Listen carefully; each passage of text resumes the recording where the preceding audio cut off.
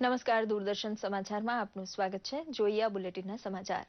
કેન્દ્રીય કેબિનેટની આજે મળેલી બેઠકમાં એવો મહત્વનો નિર્ણય લેવામાં આવ્યો હતો કે આગામી વર્ષથી રેલવે બજેટ અલગ રીતે રજૂ નહીં થાય, પણ સામાન્ય બજેટની સાથે જ રજૂ થશે.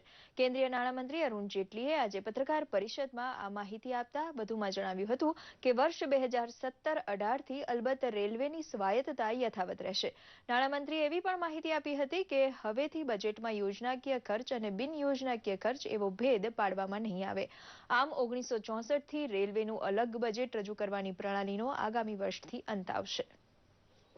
इस आने वाले वर्ष से रेल बजट और जनरल बजट अमेलगमेट होंगे.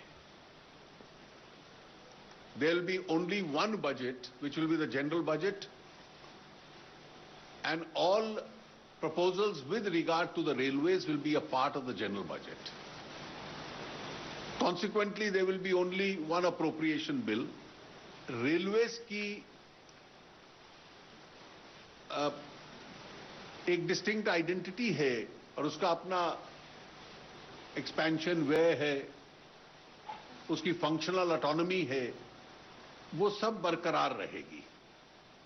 Its functional autonomy will continue to be maintained. The government will also take an initiative to ensure that there is a separate discussion on the railways expenditure each year, so that there is an element of detailed parliamentary scrutiny and accountability. કેન્દ્રીય મંત્રીમંડળે બીએસએનએલને ગ્રામીણ વિસ્તારોના telephone જોડાણો માટે રૂપિયા 1250 કરોડની subsidy આપવાની પણ મંજૂરી આપી હતી. આ ઉપરાંત સ્વાતંત્ર્ય સેનાનીઓને અપાતા પેન્શનમાં અગાઉ જાહેર કર્યા મુજબ 20% વધારો આપવાની બાબતને પણ મંજૂરી આપવામાં આવી હતી. આતંકવાદને છડેચોક પ્રોત્સાહન અને ટેકો આપી રહેલા પાકિસ્તાનને અમેરિકાએ એક વધુ ભારે ઝટકો આપ્યો છે. અમેરિકાની કોંગ્રેસમાં 2 સાંસદોએ પાકિસ્તાનને આતંકવાદી દેશ જાહેર કરવાની માંગણી કરતું વિધેયક રજૂ કર્યું છે. જો આ વિધેયક પસાર થાય તો પાકિસ્તાન પર આર્થિક સહિતના કેટલાય પ્રતિબંધો લાગુ પડી શકે. આ વિધેયક એવા તબક્કે રજૂ થયું છે જ્યારે પાકિસ્તાનના નવાઝ શરીફે સંયુક્ત રાષ્ટ્રની મહાસભામાં આતંકવાદ વિશે બોલવાનું છે.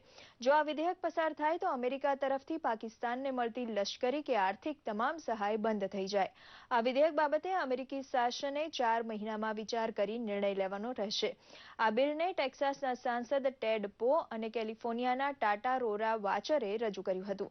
દરમિયાન અમેરિકાના રાષ્ટ્રપતિ બરાક ઓબામાએ આજે સંયુક્ત રાષ્ટ્ર મહાસભામાં પોતાના સંબોધનમાં સૂચક રીતે જણાવ્યું હતું કે પ્રોક્સી વોર ચલાવી રહેલા દેશોએ વહેલી તકે આવી પ્રવૃત્તિ બંધ કરવી જોઈએ.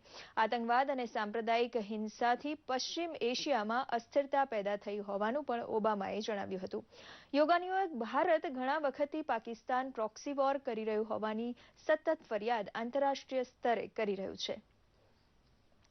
સુરત નજીક કિમ શહેરની ઔદ્યોગિક વસાહતમાં આવેલા એક કારખાનામાં વહેલી સવારે ભીષણ આગ લાગતા અગ્નિશમન તંત્ર તેના ઉપર કાબુ મેળવવા જહેમત ઉઠાવી રહ્યું છે. સુરત મહાનગરપાલિકાના ફાયર બ્રિગેડ સ્ટાફ ઉપરાંત આસપાસના શહેરમાંથી મદદ બોલાવવામાં આવી રહી છે. પાણીનો છંટકાવ, આગ ઉપર કાબૂમાં લેવા માટે 15થી વધુ ફાયર ટેન્કર અવિરત કામે લાગ્યા છે. છતાં આગ વધુ વિસ્તારમાં ફેલાતી જાય છે તેવું પ્રાથમિક રીતે જાણવા મળ્યું છે. જાનહાનિના અત્યાર સુધી કોઈ અહેવાલ નથી, છતાં તબીબી ટુકડી ત્યાં ખડે પગે રાખવામાં આવી છે. સ્થાનિક વહીવટીતંત્ર દ્વારા આગ બુઝાવવા માટે બહારથી વધુ મદદ લેવાની કોશિશ ચાલુ છે. આગ લાગવાનું સાચું કારણ હજી બહાર આવ્યું નથી.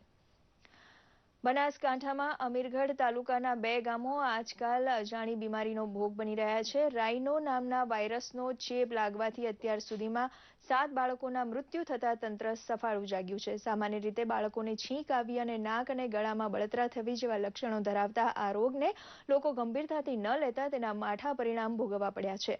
આ વાયરસનો ચેપ વધુ વિસ્તારમાં ન ફેલાય તે માટે અમદાવાદ બીજે મેડિકલ કોલેજ તેમજ ધારપુર મેડિકલ વિભાગની આરોગ્ય ટીમ સહિત કુલ 66 ટીમના 150થી વધારે કર્મચારીઓ આ બંને ગામમાં ઘરે ઘરે તપાસ કરી રહ્યા છે. આ ઉપરાંત આદિવાસી વિસ્તારમાં અંધશ્રદ્ધાનું પ્રમાણ હોવાથી લોકોને આ વાયરસના લક્ષણો દેખાય તો તરત જ દોરા ધાગા કરવાને બદલે ડોક્ટર પાસે જવાની અપીલ પણ તંત્ર દ્વારા કરાઈ છે. તો આ સાથે આ બુલેટિન સમાપ્ત કરીએ છીએ. નમસ્કાર.